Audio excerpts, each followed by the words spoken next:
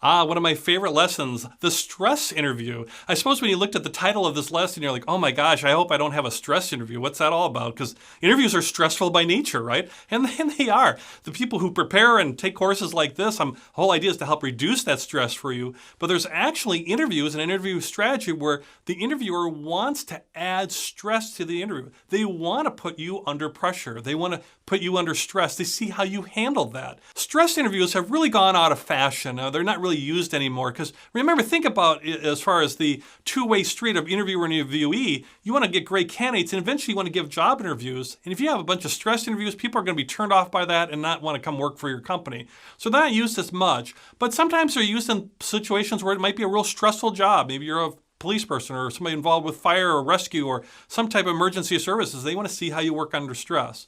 Or maybe you're a manager in a high-level position and they want to see how you handle stress.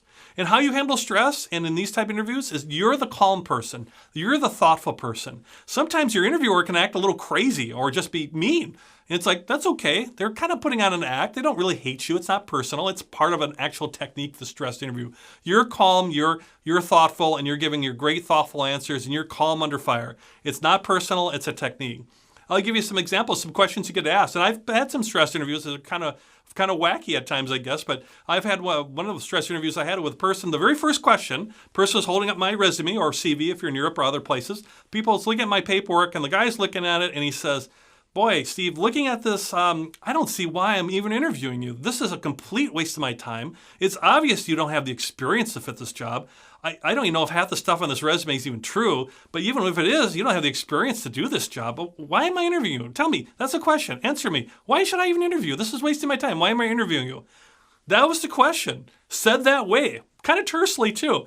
And it was all part of the game, part of the stress interview. And then I calmly responded and really promoted myself why this was good to interview me. Or somebody might look at your application and say, I don't even believe what you're saying on here is true. I think you're lying about this. They'll actually say stuff like that or other types of things. Or they'll probe, kind of a negative manner. Maybe you give an answer instead of saying, oh, that's interesting. Could you tell me a little bit more about how you do that? They'll actually be more negative and say, well, I understand your answer, but I don't think you're giving me enough information. Why are you holding back on me? Tell me more, right?